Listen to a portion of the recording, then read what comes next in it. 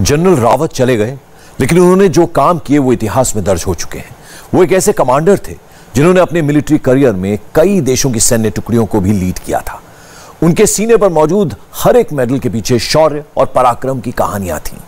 इससे भी आगे बढ़कर इंडियन आर्मी के मॉडर्नाइजेशन में अभूतपूर्व योगदान के लिए जनरल रावत को हमेशा याद रखा जाएगा। जनरल रावत की इंपॉर्टेंस को आप तब समझ पाएंगे जब आप ये जान पाएंगे कि चीफ ऑफ डिफेंस स्टाफ के तौर पर जनरल रावत कितने बड़े लेवल पर काम कर रहे थे।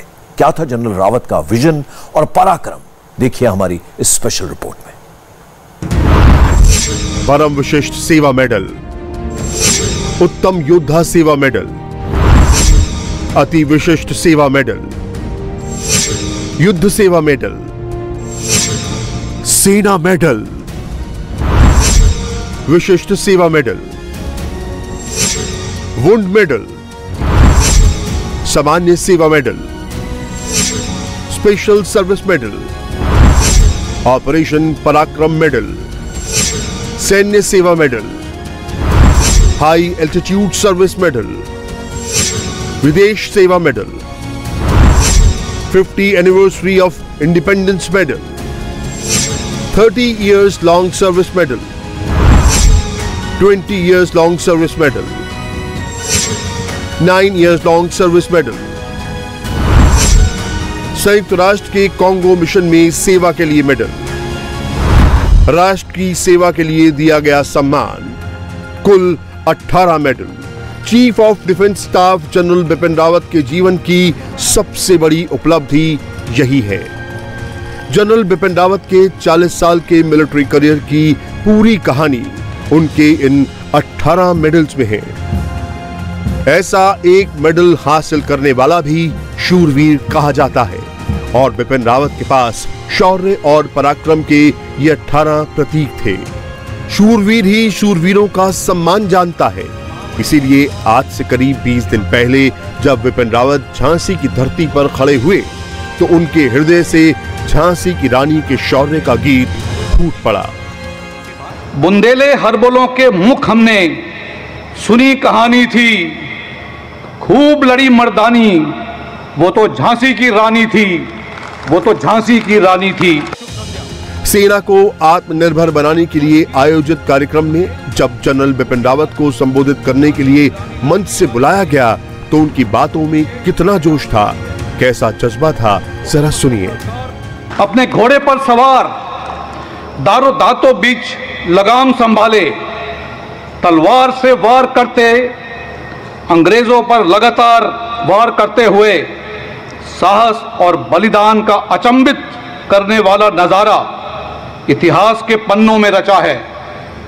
पीठ पर बंधे उनका नन्हा पुत्र दामोदर रानी की वीरता, साहस और बलिदान को इतिहास के पन्नों में समाता देखता रह गया। महारानी की प्रेरणा से नारी शक्ति का साहस आज की नारी में प्रतीक हो रहा है। आज का ऐतिहासिक पर्व देश सर्वप्रथम यानी नेशन फर्स्ट और तिरंगा का सम्मान करना हम सभी को महत्वपूर्ण संदेश देता है। आगे की प्रक्रिया इस दिवस की महत्ता आप सभी को याद दिलाएगी। जय हिंद। जब देश में पहली बार चीफ ऑफ डिफेंस स्टाफ का पद बनाया गया तब तीनों सेनाओं के सर्वोच्च अधिकारी के रूप में जनरल बिपिन रावत का चुनाव किया गया। ये पद अपने आप में बहुत चुनौतियों भरा था क्योंकि बिपिन रावत पहले चीफ ऑफ डिफेंस स्टाफ थे और उनको तीनों सेनाओं की रिस्ट्रक्चरिंग का ब्लूप्रिंट तैयार करना था। इस काम में तीनों सेनाओं के बीच सामंजस्य और संतुलन बनाना सबसे बड़ी जिम्मेदारी थी। बिपिन रावत ने सीडीएस का पद संभालते ही प्रैक्टिकल थॉट के साथ काम करना शुरू किया। आर्मी की स्ट्रक्चरिंग को मॉडर्नाइज करने के लिए उनके जैसे अनुभवी जनरल की देश को जरूरत थी। भारतीय सेना एक नौकरी का जरिया नहीं है। अगर आपने भारतीय सेना में शामिल होना है तो आपको शारीरिक और मानसिक रूप से हर तरीके से आपको मजबूती दिखानी है। आपका हौसला बुलंद होना चाहिए। आपको कठिन से कठिन समस्याओं का सामना करने के लिए आप में ताकत होनी चाहिए। जहां रास्ता नहीं निकल सकता वहां रास्ता ढूंढने की काबिलियत होनी चाहिए, तभी आप सही भारतीय सेना के जवान कहलाए जाएंगे। सीडीएस के पद पर रहते हुए बिपिन रावत ने इंडियन आर्मी के 5 थिएटर कमांड निर्धारित किए। इनमें से पहला थिएटर कमांड, जिसे नॉर्दर्न कमांड कहा गया। नॉर्दर्न कमांड चीन की सीमा के लिए तैयार किया जा रहा है। इसी तरह दूसरा थिएटर कमांड यानी वेस्टर्न कमांड पाकिस्तान सीमा के लिए तैयार किया जा रहा है। इन थिएटर कमांड्स को लेकर बिपिन रावत का विजन बहुत क्लियर था। पहले सेनाओं की तैनाती रोल के हिसाब से होती थी, लेकिन थिएटर कमांड में सेना की तैनाती ऑपरेशन एरिया के तहत करने का काम बिपिन रावत ने शुरू किया। ये काम जनरल बिपिन रावत के लिए चुनौतीपूर्ण था, क्योंकि थिएटर कमांड तैयार करना, जिसको बनाने के लिए लंबी मशक्कत करनी पड़ रही थी, उसका पूरा खाका तैयार कर देना।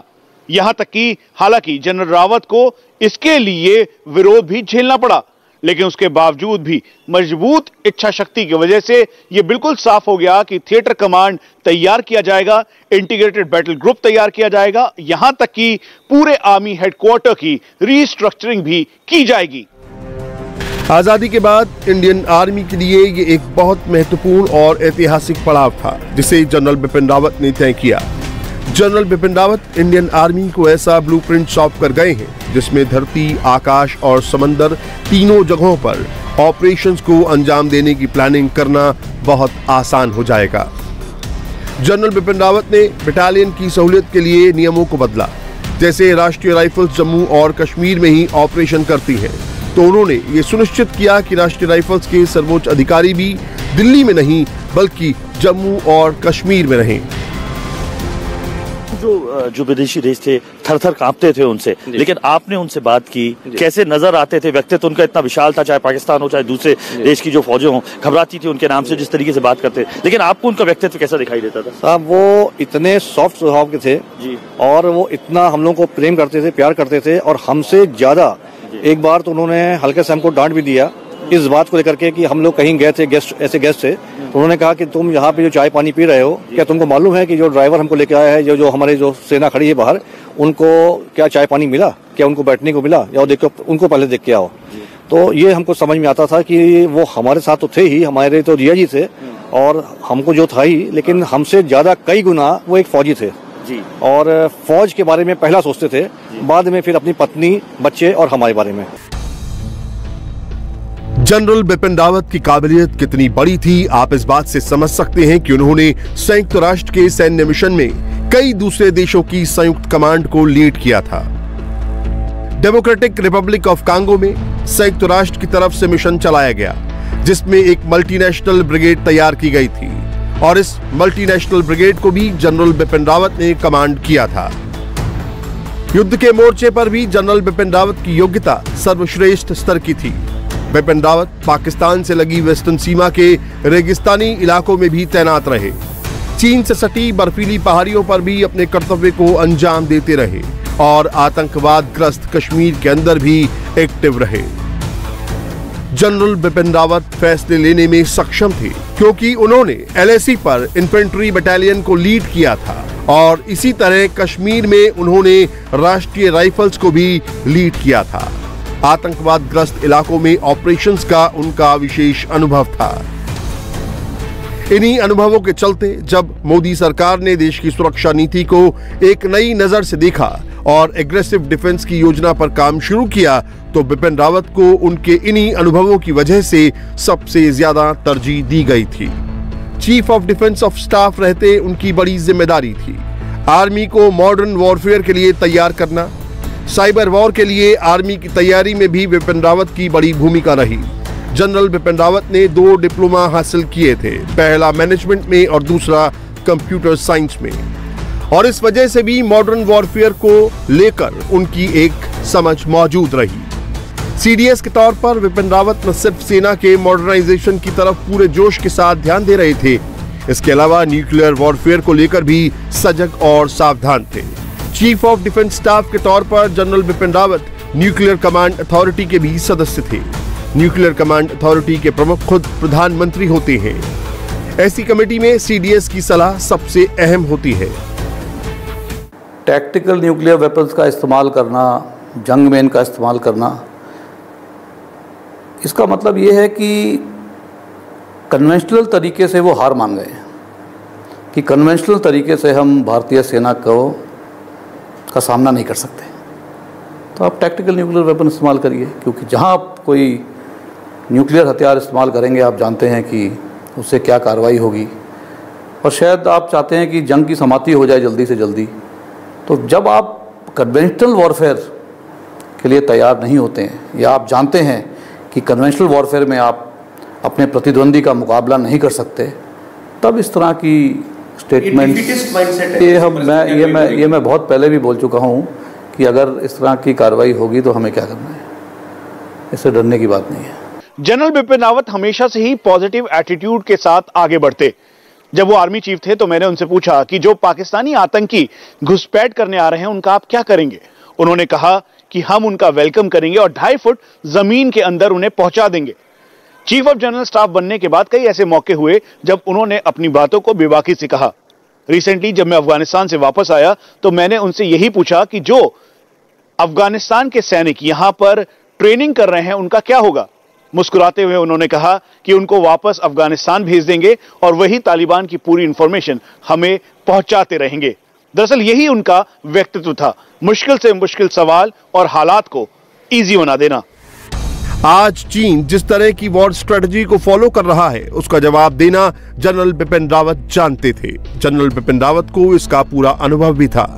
1987 में तवांग के सुमुद्रोंग चू में भारतीय सेना और चाइना की पीपुल्स लिबरेशन आर्मी के बीच स्टैंड ऑफ हुआ था। तब जनरल रावत की बटालियन ही पीएलए के साथ मुकाबले में खड़ी थी। जनरल रावत को इस अनुभव का फायदा डोकलाम में भी मिला। जब डोकलाम में चीन के साथ टकराव हुआ तो आर्मी की रणनीति जनरल रावत ने ही तैयार की और डोकलाम में चीन को पीछे हटने पर मजबूर कर दिया। लद्दाख में चीन के साथ चल रहे स्टैंड ऑफ में भी जनरल बिपिन रावत की बड़ी भूमिका थी। म्यांमार हो या फिर पाकिस्तान सर्जिकल स्ट्राइक के रणनीतिकार भी जनरल बिपिन रावत ही थे। जनरल बिपिन रावत की असमय मृत्यु इसीलिए देश के लिए एक बड़ा झटका है। इंडिया टीवी हर वक्त हर जगह डाउनलोड करने के लिए सर्च करें India TV news Google play store या ऐप स्टोर पर।